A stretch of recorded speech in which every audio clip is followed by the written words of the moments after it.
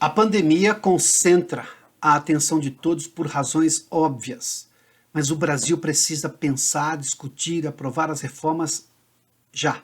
Eu tenho muitas histórias. Aprendi em São Paulo. Represento aqui todas as mulheres. A pandemia é o desafio momentâneo da humanidade, mas o Brasil, tal como o mundo, já sabe o que fazer com ela: tratar e vacinar. O problema está na logística de produção e na distribuição de vacinas e no tempo de imunização. Tudo isso é muito desafiador, mas conhecemos a receita da solução e há órgãos específicos para cuidar da tarefa. Até a nova ajuda emergencial para atender a população mais afetada pelas medidas de restrição de convívio das cidades já está sendo paga. Pode-se pensar em sua prorrogação, aumento de valores, mas a capacidade governamental de tudo isso passa pela agenda do país de antes da Covid. Tal como o mundo, o Brasil foi atropelado pela pandemia e não conseguiu resolver seus problemas de antes do surgimento do novo coronavírus, que se tornou, por muito tempo, agenda única global. Mas é preciso e já é possível fazer mais, até porque os velhos problemas persistem.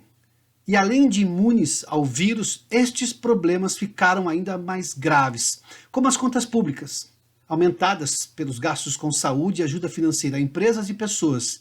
Daí que a necessidade de continuar com as reformas não pode ser uma novidade. Aliás, vem delas a forma como o país vai estar depois da pandemia.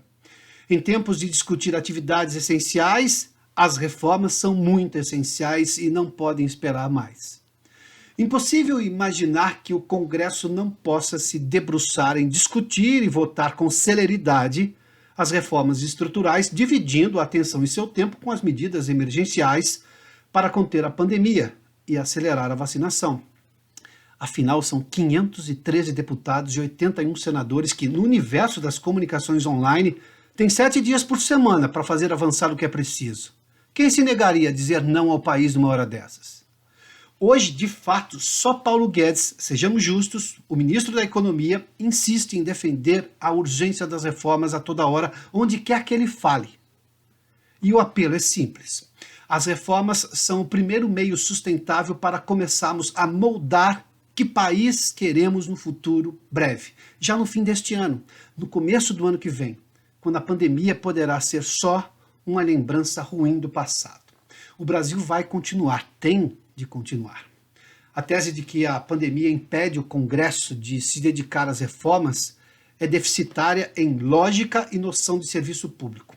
Porque fica parecendo uma ajuda que se dá aos necessitados de hoje para se tirar amanhã de todos, seja por falta de recursos, de capacidade do país de atrair investimentos, bom, e por aí vai. A reforma administrativa, por exemplo, que está no Congresso, é um exemplo de como corrigir as desigualdades entre o setor público e o privado e acabar com privilégios a servidores que se tornaram uma casta de trabalhadores com benefícios muito além da média brasileira e que custam caro ao país. A tributária é uma necessidade para simplificar a vida brasileira, em que pesem as discordâncias da legislação ideal, todo mundo reclama da atual. Então reformar é preciso. Por que então parte da sociedade que fala das reformas há décadas não se envolve de fato, não apoia o ministro nem pressiona o Congresso? Há uma incoerência dessa parte da sociedade ou uma visão apressada e temerária para a eleição do ano que vem. Em abril de 2021, vamos abandonar a agenda de reformas por causa de um plano de poder na eleição do ano que vem? Eram só os políticos que todos criticavam, que pensavam e faziam assim. Até a semana que vem.